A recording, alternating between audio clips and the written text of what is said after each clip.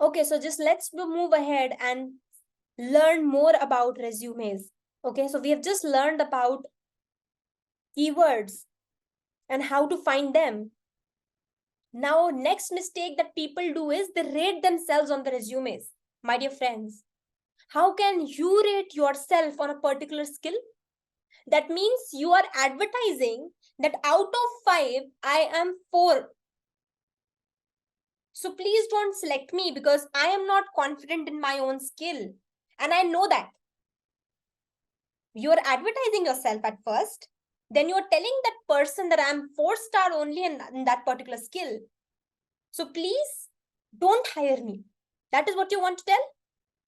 No, right? And that is the reason why you should not write ratings in your resume. I know, friends, these days, the resume makers that we have, they have this feature of giving you a rating format, but that is not good. Okay, let's move to the next one, which says using boxes, graphics, and fancy fonts. So I in the beginning said that make recruiter feel very pleased that okay, I am reading through your resume, it should be very good, very in the with bullet points and all of those things should be very attractive. The resume should be very attractive.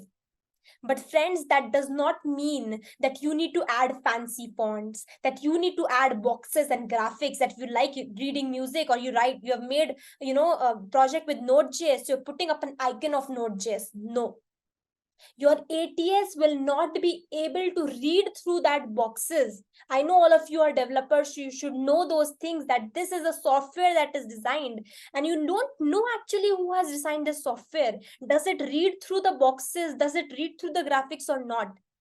And so the better is to not use graphics and boxes. Does that make sense? Let's just move ahead. Move ahead with not getting resumes proofread. Friends, we think that we are smart enough. We have designed our own resumes. We are smart enough. How can we make mistakes in our own resumes? Let me tell you, when recruiters get resumes of the people, they are half a times grammatical mistakes are so many there. People don't even know the spelling of JavaScript sometimes. And I'm not saying they don't know, but by mistake it happens. We are humans, we can make mistakes. And that is where you need to ask your friend, you need to ask someone elder to you to get your resume read once. Okay? And then only submit your resume. Okay? Next, let's move to the next part. Wrong file format, wrong file name. A lot of people do this. What is the name they keep for the resume? You know that they keep resume.word. First of all, friends, make sure never ever you send your resumes in Word format.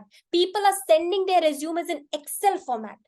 Last week I got a resume to review. I have some calls and clients. He's sending me resume in the form Excel. I mean, how can people do this? He had designed very well Excel, merged all the cells. It was in the white cell, but then how is this possible? You need to make resumes in PDF format only. And what is the name that you're going to keep? The best format to write down your resume PDF name is your name underscore your designation. For example, you are a software developer, you are a data analyst, you are a backend developer, you are a front-end developer. So I'll write down Mansi Gupta underscore software developer. And that is where you will stand out. My cohort, the people I teach, needs to stand out. Are you with me? From now on, the resume for name should be what? Your name underscore your designation. From now on, everybody should use this so that you stand out from the crowd. When the recruiter is going to see that, oh wow, this is nice, I can easily recognize for which, because I'm a recruiter, I have to, hire people for various roles: marketing, software developer, front end developer, back end developer. When you separate yourself from the crowd, that is where my attention is going to go to you. And that is what recruiter needs, and that is what in turn you need as a applier, as an applicant. right? Let's just move ahead. We are still in the middle of the presentation. Please focus. Next is not writing experience and education in synchronized order. What people are doing is they are writing down their first job first, their next job last, and their current job at the bottom. This is the wrong strategy. You have to write down everything in the synchronized order. Your present job should be first, your previous job should be next, and your previous to previous job should be next. And similarly, your education qualification, your MTech degree should be first, then your BTech degree. And supposedly it has been long time you have done your 10th grade, remove that. If it has been long time you have done your 12th grade, remove that. No need. With that, we have the next point and the next mistake that people do, that they're not writing their work experience in the XYZ 3 bullet format, where X stands for what you do, Y stands for what is the outcome, and Z stands for what you did in it. For example, you can just say to be, as you developed a responsive front end solution for 50 plus clients, enhancing their user experience and client satisfaction. This will be the first point. When you told what you did, developed a responsive front end solution.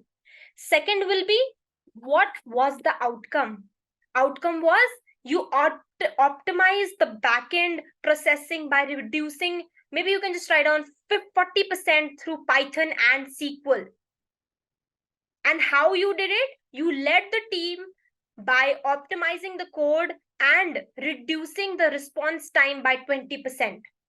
So these 3 points will make it sound very professional, will make it sound as if you have done the right thing. And make sure you add facts and figures, 20%, 30%, 50%, which makes it more sound authentic. Right? If you're not adding things, so for example, in the achievement section, you have written down that, I have won this competition, I've secured first position, but you're not writing how many people are participating in that. It can happen that just 2 people participated and you won.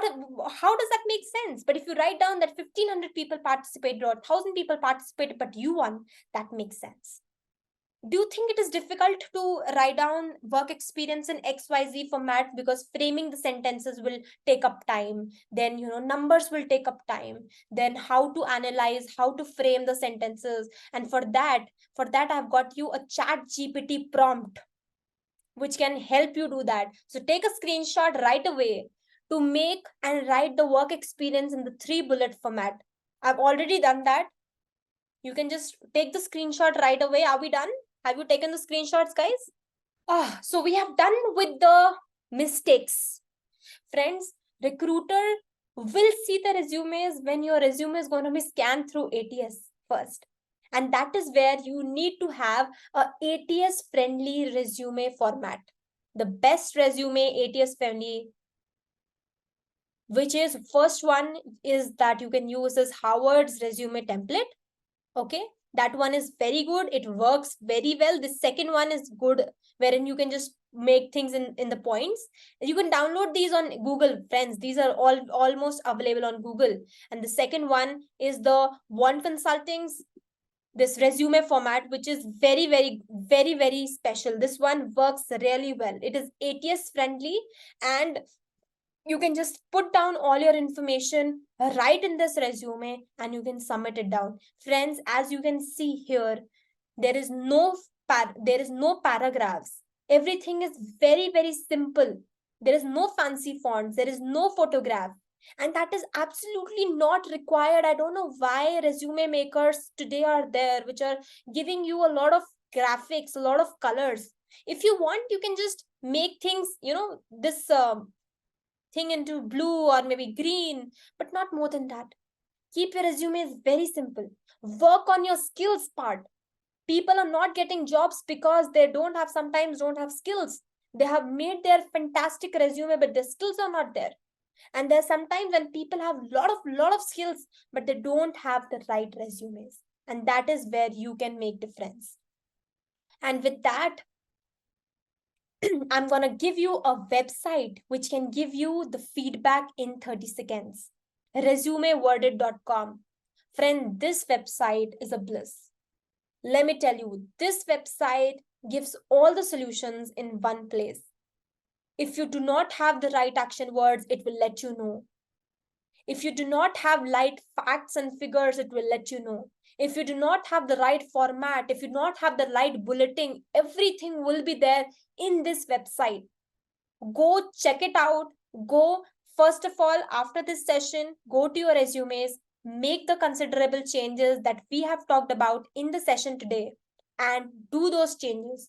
And then just go to this resumeworded.com website, and then you can just go there, put your resume, and see your rating. If your score is greater than 70, your resume is good. Okay, and with that, my dear friends, we have come to the end of the session. If you really liked my session, if you really had mind-blowing moments in the session, if you were able to gain a lot of value, I would recommend you to please give me a recommendation over LinkedIn or follow me at different platforms that are there.